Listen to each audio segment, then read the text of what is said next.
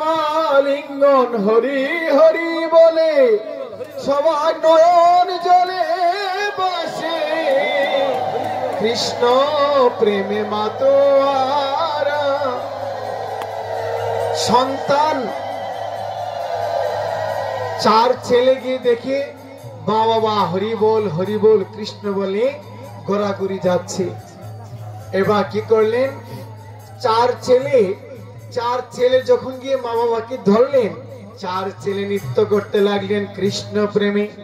তাদের মধ্যে কৃষ্ণ ভক্তি জাগরিত হলো। মহাপ্রভু কেমন ছিলেন, যার পরশে মানুষ কৃষ্ণ প্রেমে মাতোয়ারা হয়ে যেতেন।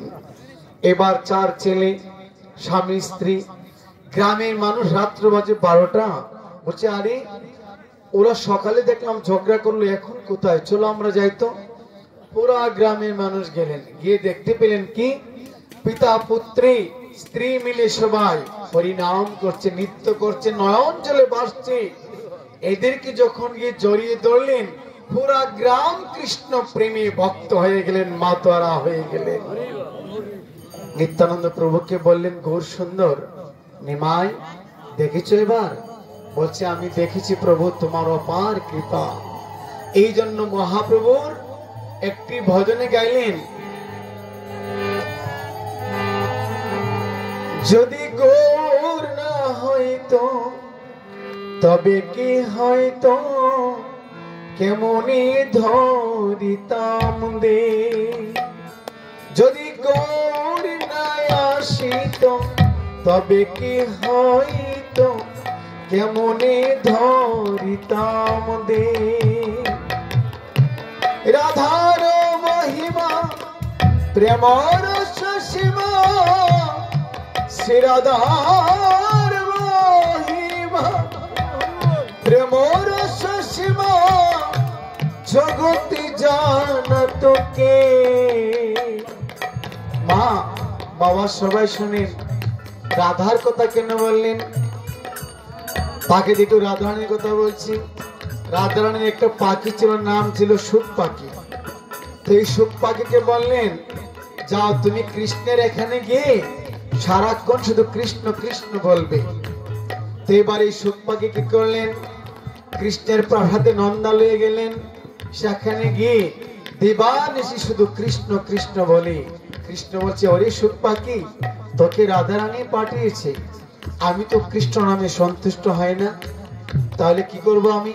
বলে তুই রাধা নাম জপ কর, তাহলে আমি প্রসন্ন হব।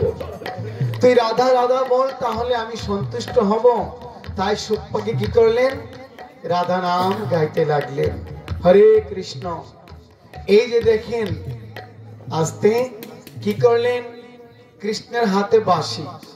অন্নপ্রাশনে নিমন্ত্রণ দিলে সবাই আত্মীয় স্বজনে একটা না একটা পুরস্কার উপহার নিয়ে আসে। তো কৃষ্ণকে কে বাঁশিটা উপহার দিয়েছিল?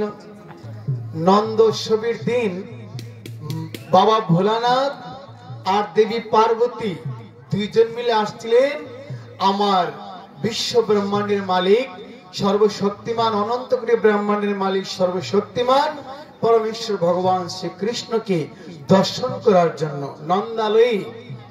আর মা পার্বতী বলেছিলেন, হে ভোলেনাথ, কি দেবে প্রভুকে দর্শন যে করতে আসছি আমরা? তখন শিব শঙ্কর বললেন, তুমি বলো কি দেব?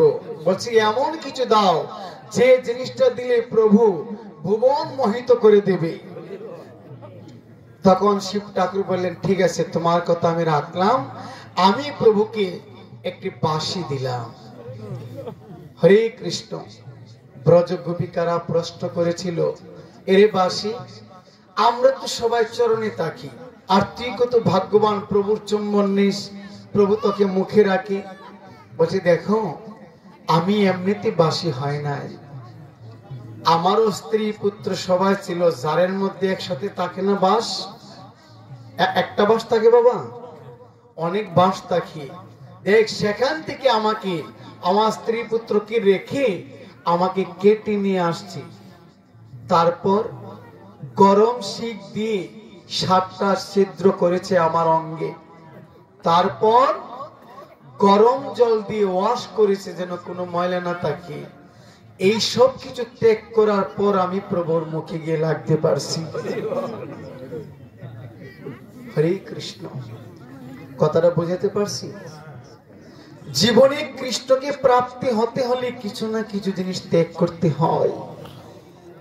কৃষ্ণকে পাইতে গেলে, কৃষ্ণ কৃপা লাভ করতে হলে আপনার প্রিয় জিনিস বাদ দিয়ে কৃষ্ণকে প্রিয় বস্তু বানাতে হবে। তাহলে জীবনে কৃষ্ণ ধনকে আপনি পেতে পারবেন। কি করলেন? তাহলে বলছে এই বাঁশি কে দান করলেন? আজ থেকে কি বুঝতে পারলাম? শিব